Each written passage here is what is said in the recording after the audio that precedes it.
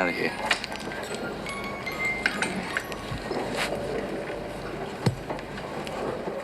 Apathy is not cool. And I think of apathy and I think of characters from movies. Characters like Max from Mad Max, who's a man so distanced and detached from society, who has no sympathy for other people. He can't relate to other people's struggles, really. In The Road Warrior, he meets a group of struggling survivors who have a little oil depot where they extract their own gasoline, and he can't really relate to them. The only reason he's with them and working with them is because they have something of his. He wants his car back, he wants his things back, and he has to do something for them in exchange for his car. He's a very transactional man. He doesn't have emotional availability for other people. Max is a classic example of the apathetic anti-hero, and his story really gets to the root of what I want to talk about here. Max is only apathetic because he has a traumatic history that he refuses to reflect on, to acknowledge, to digest. He's always running from something. You and me together, think of the possibilities. See you around, maybe. Goodbye. Good luck. Apathetic people have traumatic and troubling histories that they don't confront. When you don't confront your own history, when you run from your own emotions, when you're split off from yourself emotionally, you're not whole on the inside. You're not accepting of yourself internally. You're rejecting something. You're shoving something down. You're in a constant inner conflict and inner battle. And so when you're in battle with yourself, you're in battle with the rest of the world. Listen to me.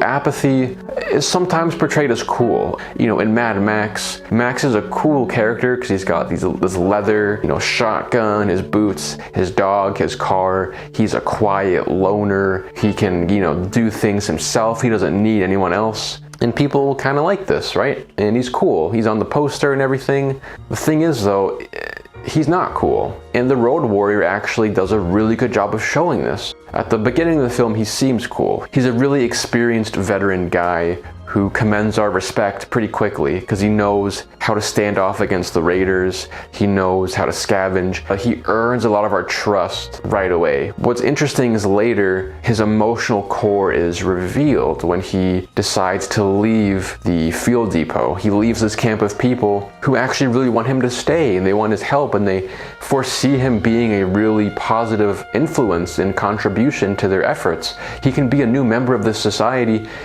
And he doesn't stay, though. He doesn't stay. The leader and him have a conversation, and the leader's asking him, why are you so selfish? Is it because you lost something? Did you lose family? And then Max has no response for this, just these vulnerable facial expressions that show he's not comfortable with this, that this man is bringing up old trauma that Max is not confronting. And so he runs away. He can't deal with this. And it's not even that he doesn't like the people. That's part of the theme of the film is it seems Max doesn't like other people, but it's not even so much that. His apathy, his dislike for society, it's not so much a dislike of the outside, it's a disconnection from himself, which bleeds onto everyone else. Where are you, Max? Here they come again, worming their way into the black matter of my brain. Help us, Max. You promised to help us. And so Max's problem has always been that he doesn't mourn his family properly. He doesn't properly get over them. He's always in a state of pain. And because he's in pain, he doesn't want to connect with other people ever again, because emotional connection of any real, authentic kind is only going to bring back memories of his family, the people who he's the most emotionally connected with. And he lost them, and he's afraid of losing someone again. This is all obvious to us, but to Max it's not obvious because he's not been reflecting on these feelings. He's been running from them for so long. That's why he's a loner. That's why he can only relate to animals. He has a dog, and he'd rather talk to a dog because you fundamentally, despite what society might make it out to be, you fundamentally cannot have as deep and interesting of a bond with a dog or an animal as you can with a human. And Max is a man who is afraid to bond with humans because of his prior pain of losing people he cared about, and so he decides to bond with an animal. People always attach more quickly to other people than they will to animals. unless you are traumatized, in which case you'll choose the animal because the animal won't probe into you. The animal won't ask you about your past and your history and your trauma. They won't demand anything of you. These people demand something of Max, and that scares him. They demand emotional investment, and he doesn't want to give it. He doesn't want to give it because he doesn't want to be reminded of his old family.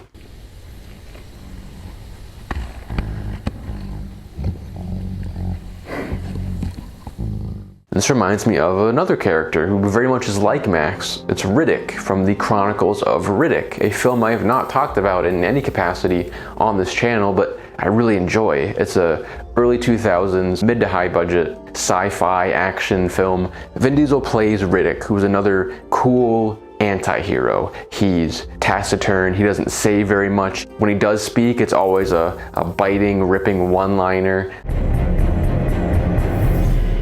You're not afraid of the dark, are you? Films that show anti-heroes, they're always shown off as cool and capable. Oh, he can really kick ass. He's an all-in-one multi-tool just like Max, who also can't relate to other people. He can't relate to other people's struggles because of his own traumas that he hasn't come to terms with. Something about Riddick that sets it apart from Max is Riddick has a childhood, deep infancy trauma from when he was a baby. And Max doesn't have such traumas. His is all adult trauma, which is hurtful in its own right. And that comes with its own set of grief and mourning, and that's very painful. But I don't think it's actually even quite so bad as infancy trauma, that Riddick was traumatized when he was in the crib. He had to watch his people be slaughtered by some outside soldier. That's his trauma, which he's always running from. He's always minimizing other people's struggles. He doesn't relate to other people and their worries because he can't relate to himself and his own anxieties. They say most of your brain shuts down in cryosleep. Brain shuts down in cryosleep.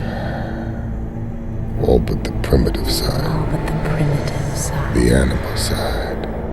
The animal being the deepest, most primal, fundamental part of the brain. The thing that's subconscious, the thing that we can't rationalize away, the thing that we can't bury when we're waking in our normal lives. It's the part of our brain that you can't ignore and distract from. It's the part of the brain that feels pleasure, that feels pain, that feels anger, that feels sorrow, sadness, just basic fundamental emotions. There's no rationalizing away from it. There's no arguing against it. It's just emotion. It's just the emotion response to exterior stimuli. And he dreams about this stuff. Even though he ignores it in his daily life, he has dreams about it, which is fascinating to me because it gives us these private looks into his subconscious. I'm sure these are things he would hate for anyone else to see. He would hate it if someone else in his life saw these dreams that he had because he would think it'd make him look weak. It would betray his cool guy, tough persona to know that he has all this hidden trauma. And so he's always, when he's awake, distracting from this stuff and making himself look cooler than all that. But at the end of the day, Riddick is a highly traumatized, hurt person. And Riddick actually, despite, again, being just a cheesy 2000s action film, has this really interesting theme of connecting with our old wounds and letting the childhood emotions come out and exist. The supernatural experience where this woman comes and she reminds him of the slaughter of his people, that he's the chosen one, reminds him of where he comes from and brings out that trauma again. And in these moments, Riddick has these explosions of power. He explodes like a supernova and he makes all of these other soldiers go unconscious. Connecting with his trauma saves his life. It gives him this newfound power. There's an aspect of the film where you might believe these superpowers are divinely endowed. The supernatural influence has endowed him with superpowers, has made him a chosen one to fulfill a destiny. But the subtext of these moments is that he's reconnecting with his childhood trauma, and that's what allows him to gain this superpower. That when a man connects with himself emotionally, he upgrades, he unlocks a whole other level to his being and his person and his abilities that he never knew was there before.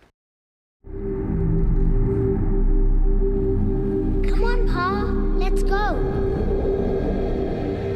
And that's what I want to get to at the end of this video, is that Apathy isn't cool, and apathy is a way of running from your emotions. And it actually, at the end of the day, it might be comfortable to be Mr. Quiet, Mr. Reserved, the guy who doesn't say much but will say something snide and clever, to be the cold, confident, capable man who has no attachments to this world. And there's something cool about that on the surface in the Hollywood sense, but apathy's not cool because we look at men like Riddick, men like Max, and it's not that they're cool, not that they're better than the world, they're just running from something. They're just running from this trauma, and connecting with other people means connecting with that trauma, and they want to avoid it forever, which is actually a very cowardly thing. We see Max, his true cowardice, when he runs from the leader of the camp. He runs from the man out of this fear of talking to other people. It's interesting how much of a coward Max is when he's asked to dedicate himself emotionally to a group of people. He can kill raiders, he can eat dog food, he can smuggle gasoline, he can scavenge, he can live like an animal, and that's fine. He can bear all of that, and there's no problem to him. It's another walk in the park, another Tuesday, but ask him to emotionally invest in a group of people and become emotionally bonded with them, then he gets sweaty and panicked and he has to run away and drive off. He can't stay there. That's interesting, that these apathetic men are truly weak at their core. They're very cowardly because they're always running from something.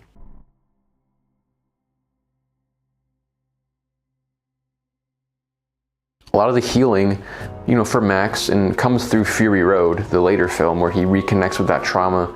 The visions of his daughter appear. He learns to invest himself in a group of women and to help them reclaim their society. And in that sense, he's confronting his old traumas. He's doing for them what he wishes he could do for his daughter. And he's no longer running from the pain of losing his daughter. He's using the pain of losing his daughter as a means to propel himself forward. That's now the motivation to be a better man for these women, so he can be for them what he couldn't be for his daughter. And that's very beautiful. And with Riddick, he also connects with his trauma, becomes a more caring, empathetic person.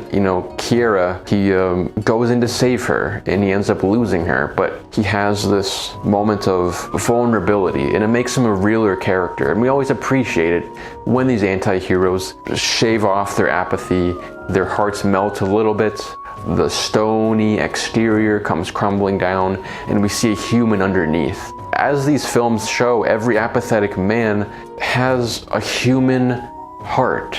They have a baby inside of them, a child inside of them, a hurt person inside of them, someone who's scared and afraid, and once they reconnect with that person, they can become human. But so long as they keep running from those painful, uncomfortable emotions, they can't be human, and they can't even live, they can't even reach their potential.